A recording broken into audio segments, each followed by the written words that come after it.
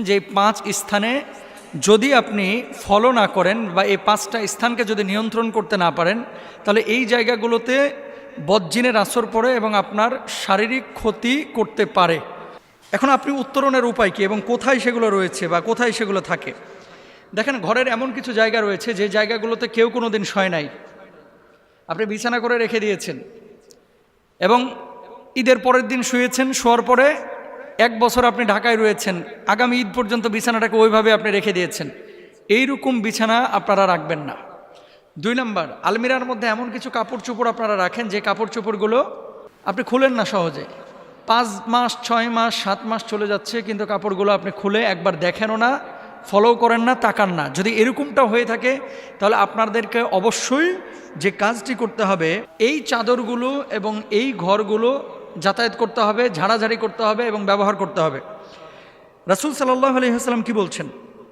পুরুষের জন্য 1খানা চাদর, তার স্ত্রীর জন্য 1খানা চাদর এবং তৃতীয়টি অতিথির জন্য, আর চতুর্থটি হচ্ছে শয়তানের জন্য। সহিহ মুসলিমের কিন্তু হাদিস। তার মানে কি, যদি চাদর থাকে, অব্যবহৃত যদি বিছানা ভাঁজ করা থাকে, নিয়মিত এই বিছানা এবং চাদরগুলো আপনারা ঝাড়বেন। যদি ঝাড়েন, শয়তানের ওয়াসওয়াসা এবং বদজিনের আসর থেকে আপনার বাচ্চা কাচ্চা ভালো থাকবে এবং আপনিও ভালো থাকবেন। এবার আসেন 2 নম্বর, আপনার বাড়ির সবচাইতে আদর্শ জায়গা বদজিন বা শয়তানের হচ্ছে আপনার বাথরুম।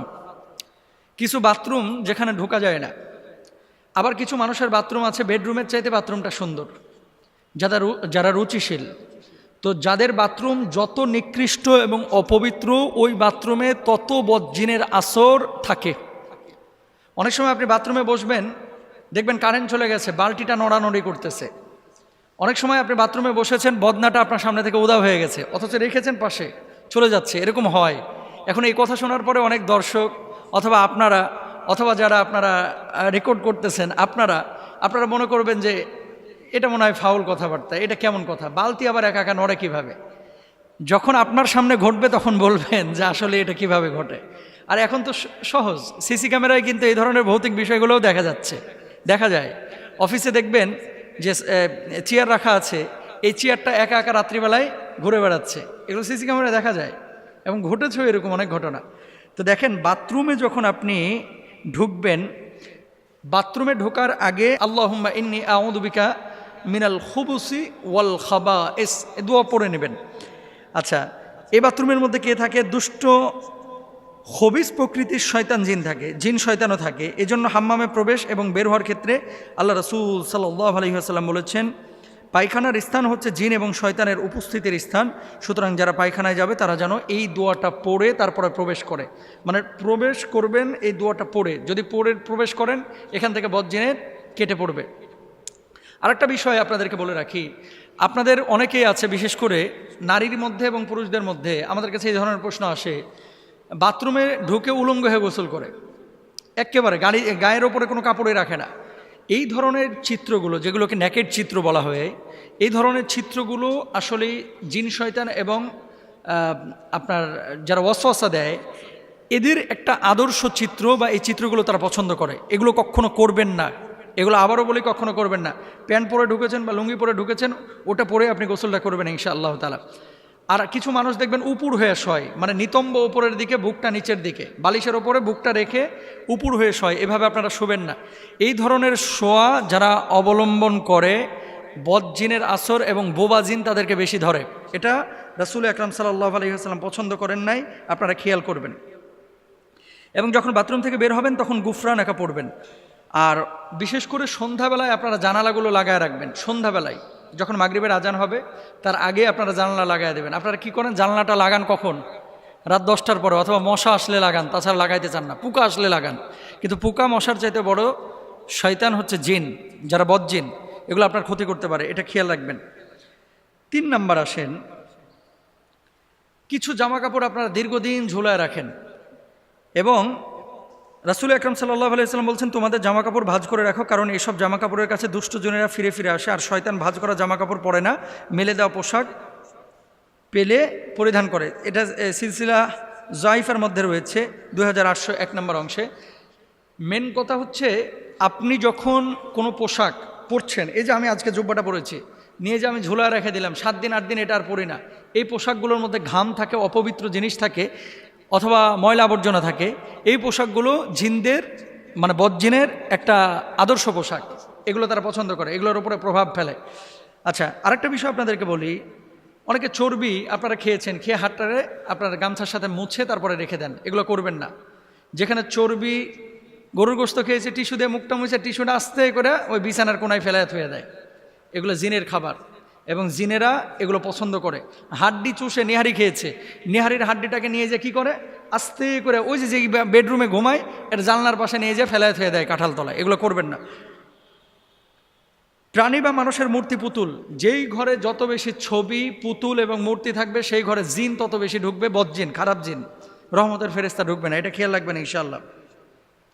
বিশেষ করে আপনারা টুথপেস্ট, শ্যাম্পু, মেয়েদের মেকআপ বক্স অথবা এমন কিছু ছবি আপনারা ঝুলে রাখেন। ক্লোজ আপ কিনছেন, কেনার পরে দেখতেছেন বেডি ওই দাঁত কেলায় হাসতেছে, ওটা নিয়ে যে আপনি ঘরের মধ্যে রেখে দিচ্ছেন। আসেন এরকম ক্রিমের বক্সে অনেক সময় মেয়েদের ছবি থাকে, এগুলো রাখবেন না ইনশাআল্লাহ। তারপরে 5 নাম্বার হচ্ছে আগুন জ্বালানোর স্থান। বিশেষ করে খড়খোটা যারা ইউজ করেন, গ্যাসের চুলা যারা ব্যবহার করেন, চুলা উনুন যারা ব্যবহার করেন, এই সমস্ত জায়গাগুলো হচ্ছে জিনের আদর্শ জায়গা। এই জায়গাগুলো কি করবেন, চুলা জ্বালাবার পূর্বে বিসমিল্লাহ বলবেন এবং মাঝে সূরা ফাতিহা লবণ মিশ্রিত পানিতে ফুঁকে ঘর দোর মোছা উত্তম অভ্যাস করবেন। কেমন, যখন আপনি ঘরে মুছতেছেন কি করেন, স্যাভলন পানি দেন তারপরে মুছেন, তাই না? স্যাভলন মিশিয়ে তারপর মুছছেন না, এটা তো আপনি জীবাণুনাশক দিবেনই, কিন্তু ওই পানিটার মধ্যে কাজের বুয়াকে বলবেন একটু বিসমিল্লাহ বলে ফুৎকার দিও, সূরা ফাতিহাটা পারলে একটু সূরা ফাতিহা পড়ে ফুৎকার দিও, অথবা আপনি দিয়ে দিবেন, তাহলে কি হবে, ঘরগুলো নিরাপদ থাকবে ইনশাআল্লাহ তাআলা। তো এগুলো আমরা খেয়াল করবো, আল্লাহ তাআলা বোঝার তৌফিক দান করুন। পৃথিবীর মানুষ এমন দুটো জিনিস আছে, যখন পায় মানুষ মূল্যায়ন করে না, কিন্তু যখন হারায় তখন মাথা ঠুকে শত কান্না করে আর্তনাদ করে আর ফিরে পায় না। এই দুটি জিনিস বড় দামি জিনিস পৃথিবীর বুকে। দেখেন, টাকা আজ আছে কাল নাই, আপনার বাড়িটা আজ আছে কাল নাই, আপনার সম্পদ আজ আছে কাল নাই, কিন্তু এই দুটি জিনিস সবচেয়ে মূল্যবান আপনার জীবনে।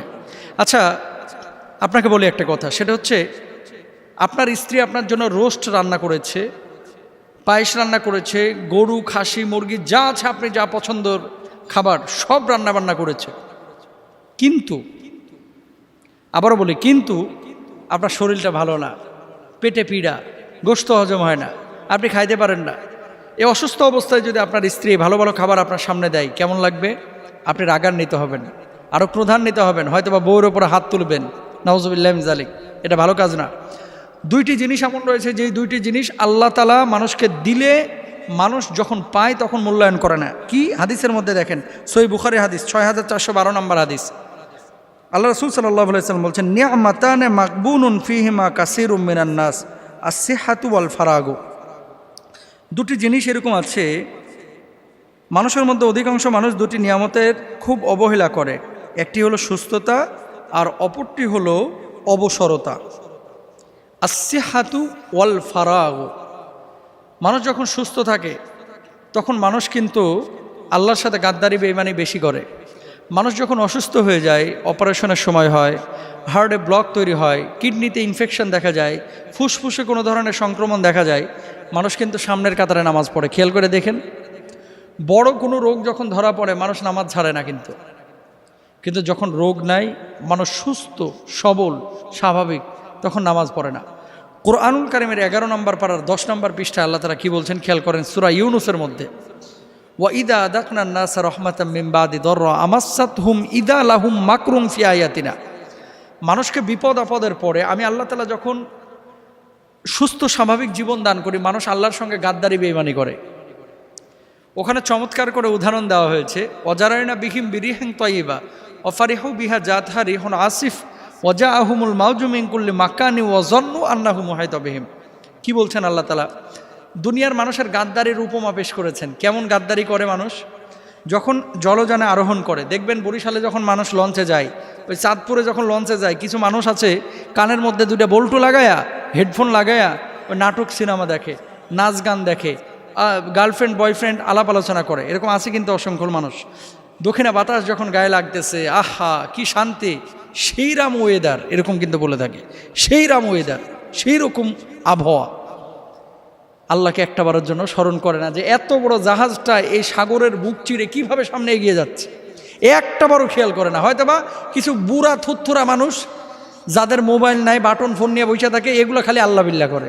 আর যুবক যত আছে, যুবতী যা আছে, দেখবেন খালি ছবি তুলে, সেলফি তুলে, আর এই যে মোবাইল নিয়ে ব্যস্ত।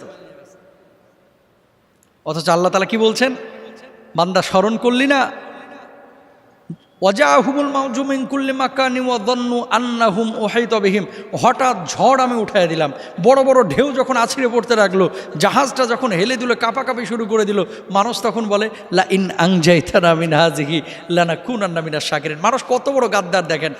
ওই সময় যখন সুখে ছিল, যখন সাগর স্বাভাবিক ছিল, নদী যখন স্বাভাবিক ছিল, আল্লাহর কিন্তু তখন ডাকে নাই। এখন ঝড়ো হাওয়া আর বড় বড় বাতাস ঢেউ আল্লাহ দিচ্ছে, এখন মানুষ বলে কি, আল্লাহ নিজে বলতেছে লা ইন আনজাইতানা মিন হাযিহি লানাকুনান্না মিনাশ শাকিরিন। আল্লাহ বাঁচার তো কোনো উপায় নাই, কোনো মতে এই বিপদটা থেকে আল্লাহ উদ্ধার করো। কি করবে ও? সারা জীবন আপনার কৃতজ্ঞতা স্বীকার করব।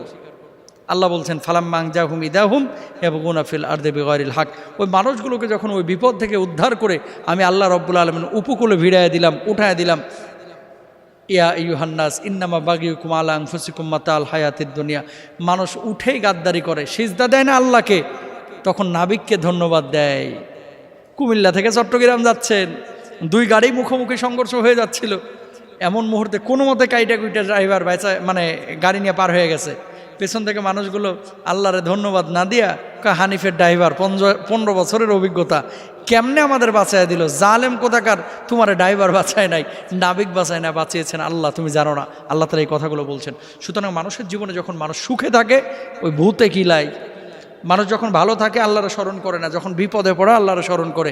সুস্থতার সময় আল্লাহকে ডাকতে হবে, অবসর যখন আপনি আল্লাহকে স্মরণ করতে হবে। আল্লাহ তাআলা আমাদের সবাইকে বোঝার তৌফিক দান করুন, আমিন।